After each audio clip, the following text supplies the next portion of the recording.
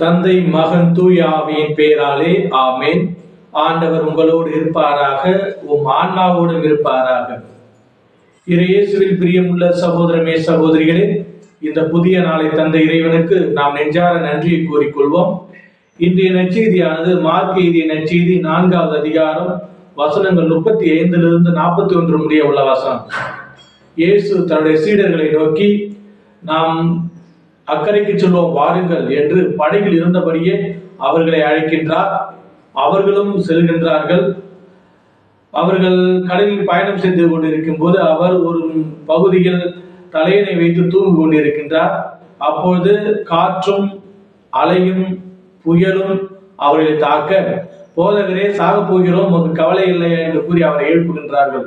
அவர் எழுந்து காற்றையும் கடலையும் கடிந்து கொண்டு, உங்களுக்கு இன்னும் விசுவாசம் இல்லையா என்று அவர்களையும் கடிந்து கொள்கின்றார். அப்போது அவர்கள் இவருடைய அதிகாரமிக்க போதனையை கண்டு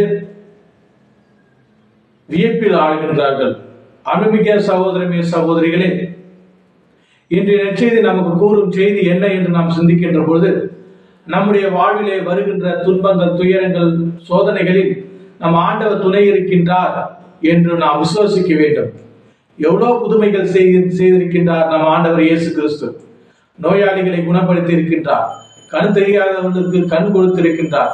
காது கேட்காதவர்களுக்கு காது கேட்க உதவி செய்திருக்கின்றார்.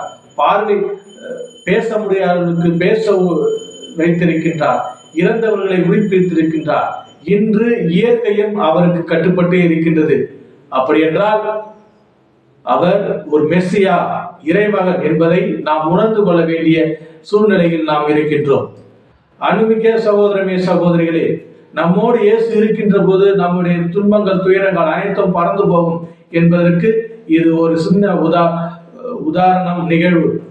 இதை நாம் ஏற்றுக்கொண்டு இயேசுவின் மீது நம்பிக்கை வைத்து நம்முடைய வாழ்விலே வருகின்ற இந்த அலை போல, அதாவது புயல் காற்றை போல, அலை போல, பெரும் அலை போல, சீற்றம் போல வருகின்ற துன்பங்கள், துயரங்களில் நாம் ஆண்டவரை நாடுவோம். அவர் நமக்கு வேண்டியவற்றை செய்வார். நமக்கு ஆறுதலாகவும் பலமாகவும் இருப்பார் என்பதில் எந்த மாற்று கருத்தும் இல்லை. ஆகவே அன்புமிக்க சகோதரமே சகோதரிகளே, இந்த புதிய நாளை இயேசுவோடு சேர்ந்து பயணிப்போம். இறைவன் நம்மை காப்பார், நமக்கு வேண்டியவற்றை தருவார் என்ற நம்பிக்கையோடு தொடங்குவோம். எல்லாம் உள்ள இறைவன் தந்தை, மகன், தூய திரு ஆவி உங்கள் அனைவரையும் நிறைவாக ஆசீர்வதித்து காத்து வழிநடத்துவாராக. ஆமென்.